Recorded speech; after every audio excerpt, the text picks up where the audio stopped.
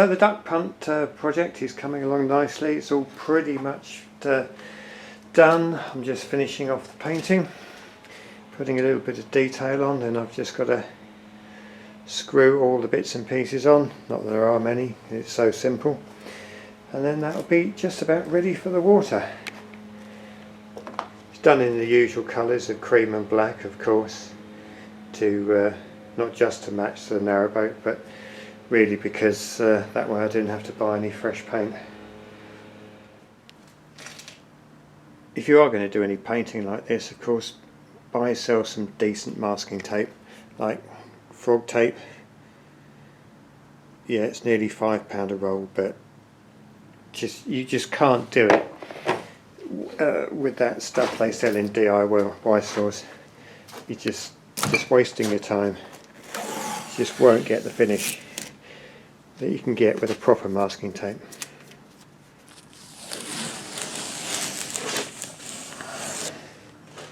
Like that.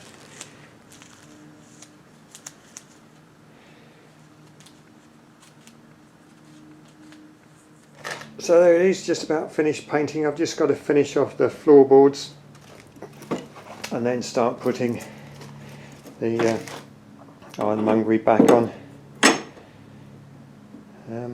Then that'll be ready to go. So one thing I want to do is mount the little electric outboard I've got on the Duck Punt. As far as I know, it'll be the first motorised Duck Punt I've seen. I think what I need to do, I've just got it hanging on the side there for now, is maybe utilise some of these holes, maybe put a beam across, and then with a bracket on the side that I can hang the outboard on. Should put it in about the right position. But on the subject of outboards, I think now need to transport ourselves back to the summer and have a look at what I did to this little outboard to make it a bit more user friendly. Well, here we have a 40-pound thrust electric outboard or trolling motor, whatever you want to call them. Not a bad little thing really, and only cost just over 100 quid, so certainly good value. Now the only trouble with these things is they fit them with these just like enormously long shafts, which is absolutely crazy. I mean, you're only ever going to put them on a small dinghy. You're not going to hang on the back of a big 20-foot power cruiser. So having this thing stuck right up in the air is a right pain. Looks stupid and makes it very difficult to use. So what I'm going to do is I'm going to cut it down to a reasonable length. Probably cut it about here somewhere, I think. So the first job is take the top bit off and see where all the wires go. Right, so 6 screws holding the top on, and what's inside? 2 wires going up to the top, that's presumably for the battery level indicator, and these are on spade connectors so they can come off. Remove that bit. Then what is inside? Speed controller, I think. Yeah, that's speed controller connected to the tiller arm. So there's a big black wire and a big red wire coming in, go down each side, go to the speed controller. Then there's a black wire and a red wire, a yellow one and a white one as well, and they all go down the shaft. So how does this come out? I think it just comes out with a clip. Maybe a bit of persuasion. There we go.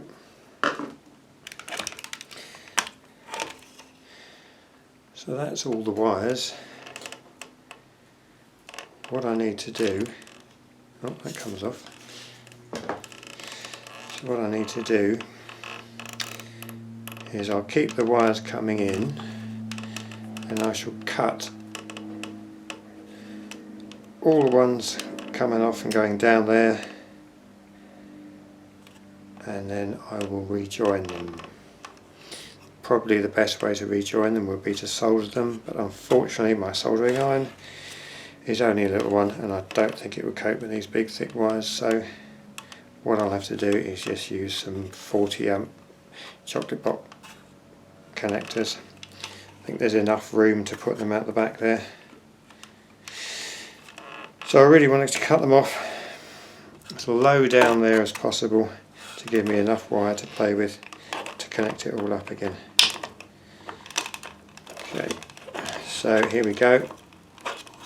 Going to void the warranty now and cut some wires.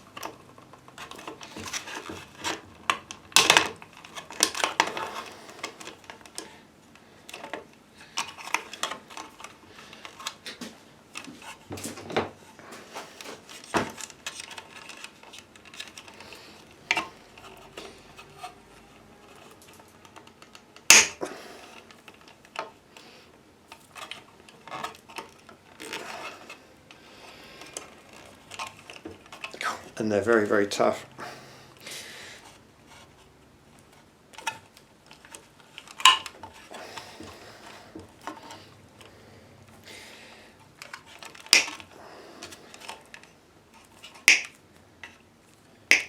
Good. And this top piece should completely come off. So I can put that to one side, ready for a reinstallment. So that leaves me with 4 wires sticking out of the steel tube. So I've got to very, very carefully cut this without cutting the wires, and then drill a hole through which locks the head on top, and then we're good to go. Okay, sharp hacksaw, a little bit of WD-40. And I've marked where I want to cut with a bit of tape, so hopefully I can keep it fairly straight.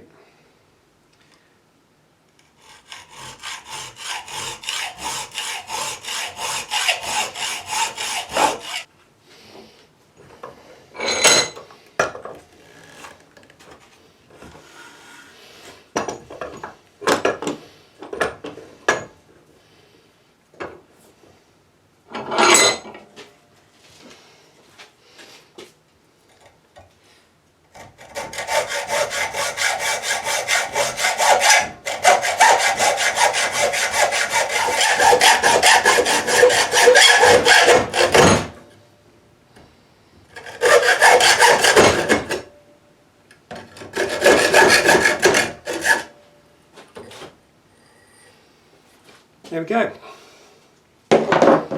Cut that off. No damage to the wires. Just got to clean up this edge now. Take the tape off.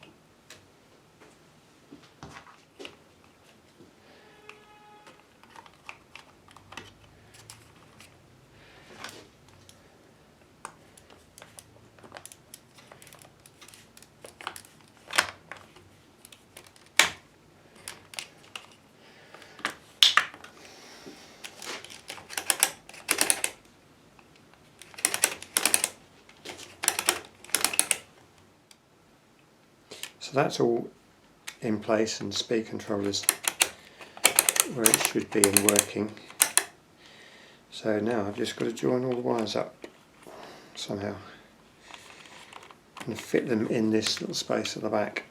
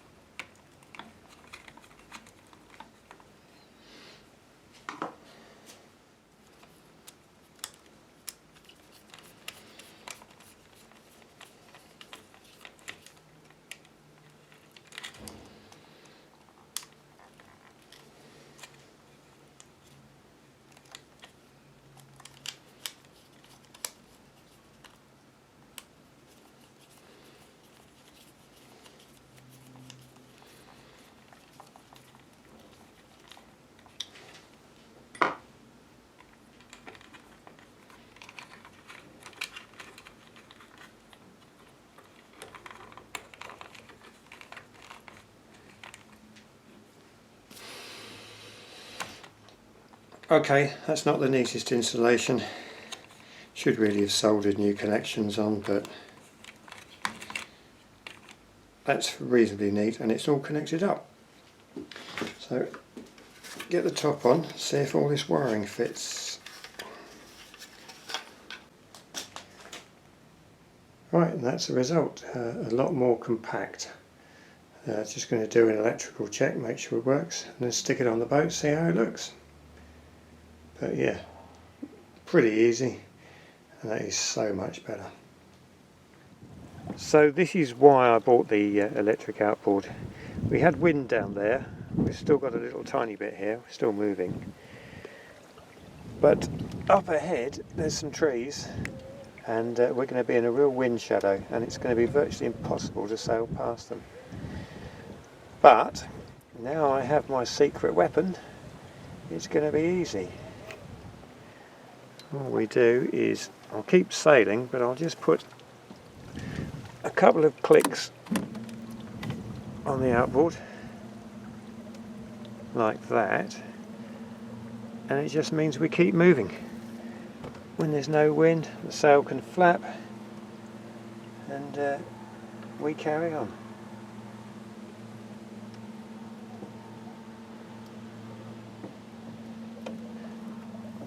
Just got it fixed in place on the corner, and that still gives me plenty of room to move the rudder without hitting the prop. It will hit the prop if I put the tiller hard over, but I don't really want to do that, so it should be absolutely fine.